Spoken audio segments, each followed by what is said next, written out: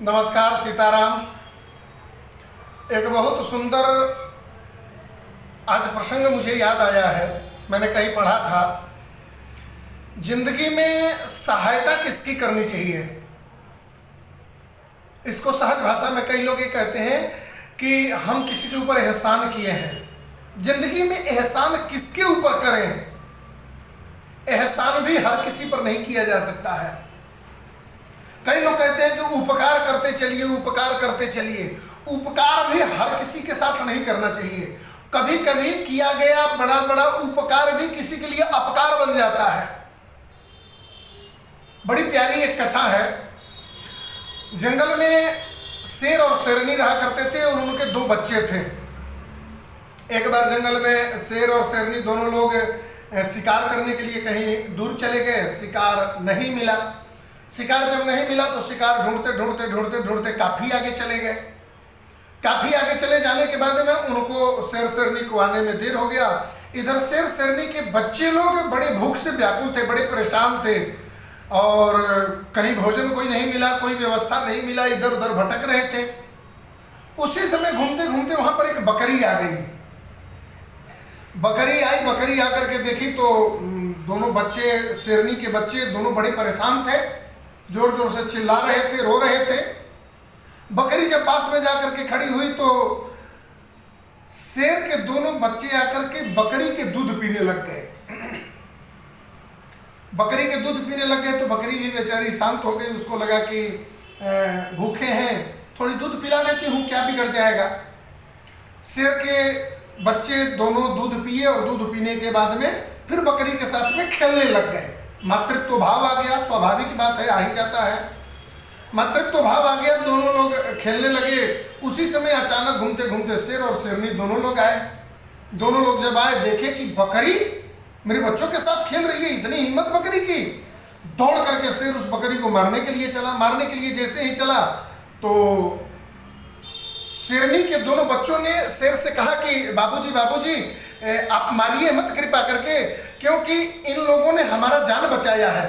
हम लोग बहुत भूख के मारे तड़प रहे थे, बहुत प्यास के मारे तड़प रहे थे। हम लोग भूख के मारे जान निकला जा रहा था, तो इसी बकरी ने हम लोग को दूध पिला करके जान बचाया है। इस बात को सुन करके शेर बड़ा खुश हुआ, बड़ा प्रसन्न हुआ और प्रसन्न होकर के बकरी से बोला कि जाओ, आज के बाद में मैं पूरे जंगल में तुम्हें स्वतंत्र करता हूं। जहां भी जाना है, घूमना है, निर्भीक होकर के घूमो। आज के बाद पूरे जंगल में तुमको कोई कुछ नहीं कहेगा। बकरी भी आराम से रहने लगी। अब बकरी तो शेरों के झुंड में रहने लगी। कभी कभी शेरों के पीठ पर चढ़ करके वो पेड़ के पत्ते खाने लग गई। कभी कभी शेरों के साथ में घूमने टहलने लग गई। बड़ा उसको अजीब लगा, अच्छा लगा। एक दिन एक बाज उड़ता हुआ आकाश में देख रहा था कि भाई शेरों के झुंड में ये बकरी कैसे घूम रही है, शेरों के झुंड में बकरी कैसे बैठी हुई है। एक दिन बकरी से आकर के पूछा तो बकरी बताई कि मैंने थोड़ा सा उपकार किया था कि अपना दूध पिला दिया था इनके बच्चों को। उस उपकार के बदले शेरों ने हमें ये छूट दे दिया। उपकार में बड़ा फल है। किसी पर थोड़ा सा किया गया एहसान का ये परिणाम है कि आज हम पूरे जंगल में स्वतंत्र होकर के घूम रही हैं। बाज को लगा कि उपकार तो बड़ा अच्छा चीज है, एहसान तो बड़ा अच्छा चीज है, करना चाहिए। एक दिन बाज आकाश में उड़ रहा था, तब तक उड़ते उड़ते देखा कि किसी तालाब में कुछ चूहे फंस गए थे दलदल में। अचानक बाढ़ आ गया होगा, पानी आ गया होगा या कुछ भी आ गया होगा, तालाब में बहुत ज्यादा दलदल हो गया था। उस दलदल में चूहे फंस गए थे, चूहे डूब रहे थे। बाज को लगा कि ये बेचारे लोग तो मर जाएंगे बेमौत।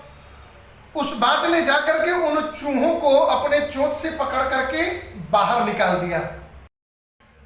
बाहर निकालने के बाद में ले जा करके ठंडे जगह पर रख दिया। रखने के बाद में उसको लगा कि ठंडा का मौसम है, बड़ा तेज हवा चल रहा है, ये चूहे के बच्चे मर जाएंगे। उस बाज ने क्या किया कि अपने पंखों से उन चूहों को ढक दिया और ढक करके रात भर उन चूहों को सुरक्षा प्रदान किया। मतलब कि प्रोडक्शन दिया उन लोगों को कि ये लोग बच जाएं, इन लोग का जान न चला जाए, भींगे हैं बेचारे, ऐसे निकल करके आए हैं। रात भर बीतने के बाद में सुबह हुआ। बाज बोला कि अब ये लोग बच गए। अंदर से कुलबुल कुलबुल कर रहे थे तो बाज को लग रहा था कि अंदर से ठीक ठाक है सब। बाज को लगा कि चलो हम अपने यात्रा पर निकले, उड़ जाएं। बाज जब उड़ने के लिए अपना पंख उठाया तो देखा क्या कि वो चूहे के बच्चों ने पूरे बाज के जितने भी पंख थे उन सारे पंखों को कतर दिया था। पूरा पंख ही झड़ गया उसका। अब तो बाज उड़ ही ना पाए, पंखे ही नहीं बचा तो उड़ेगा कहां से। जैसे तैसे पैर पर चलते चलते चलते चलते वो बकरी के पास पहुंचा। बकरी से जाकर के बोला कि तुम तो कह रही थी कि उपकार करने में बड़ा भलाई है, उपकार करने में बड़ा फल मिलता है, उपकार का फल बड़ा श्रेष्ठ होता है, किसी पर किया गया एहसान का परिणाम बड़ा अच्छा निकलता है, किसी का किया गया उपकार का फल बड़ा अच्छा निकलता है। ये देखो मेरे को फल क्या निकला, पूरे के पूरे मेरे चूहों ने मेरा पंख कतर दिया, अब मैं उड़ने लायक नहीं रह गया, मैं कहीं जाने लायक नहीं रह गया। बकरी मुस्कुरा करके कही कि बाज जी एक बात कहूं, बुरा मत मानना, जिंदगी में उपकार करना किसका है, जिंदगी में एहसान करना किसका है, जिंदगी में सहयोग करना किसका है, जिंदगी में हेल्प करना किसका है, जिंदगी में किसका हेल्प करने से उसका भी कल्याण होगा और आपका भी कल्याण होगा, ये भी सोच समझ करके करना चाहिए।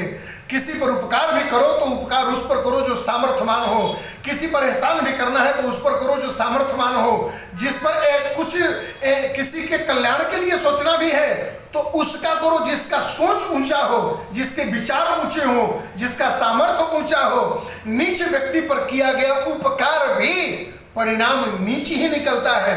दारू पीने वालों को यदि तुम दान भी दोगे तो वो दारू ही पिएगा साहेब। वेश्यावृत्ति करने वाले को यदि दान भी दोगे ना तो वेश्यावृत्ति ही करेगा। नशा करने वाले को यदि तुम कुछ 100, 200, 500 रुपया दे दोगे ना, उपकार कर रहा हूं बेचारा भूखे पड़ा है, तो वो दारू पिएगा, वो दूध नहीं पिएगा। जिंदगी में उपकार करना किस पर है ये सोच समझ करके करना चाहिए। बकरी कहती है कि मैंने शेर पर उपकार किया क्योंकि शेर सामर्थ्यवान था और उसका परिणाम है कि आज मैं जंगल में सामर्थ्यवान बनकर घूम रही हूं। लेकिन तुमने उपकार किया भी तो चूहों पर, जो अपना तो विनाश कर ही रहे थे, साथ में जिसने उपकार किया उसका भी विनाश कर गया, उसका भी विनाश कर दिए। जिंदगी में संगति किसका हो, जिंदगी में उपकार किसका हम करें, जिंदगी में हम जो कर रहे हैं वो किसके लिए कर रहे हैं ये जानना बहुत जरूरी है। क्योंकि हर किसी पर किया गया उपकार कल्याणकारी ही नहीं होता, बहुतों पर किया गया उपकार आपके विनाश का भी कारण बन जाता है, आपके सत्यानाश का भी कारण बन जाता है। इसलिए जिंदगी में सहयोग, उपकार, किसी की सहायता भी सोच समझ करके करिए, क्योंकि आपका किया गया सहयोग भी कभी कभी आपके विनाश का कारण बन जाता है।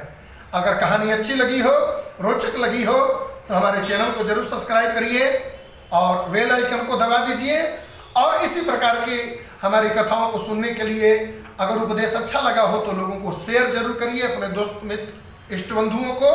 आज के लिए इतना ही, कल फिर हम नए वीडियो के साथ में आपके सामने प्रस्तुत होंगे। सादर श्री सीताराम, हर हर महादेव, जय माता दी।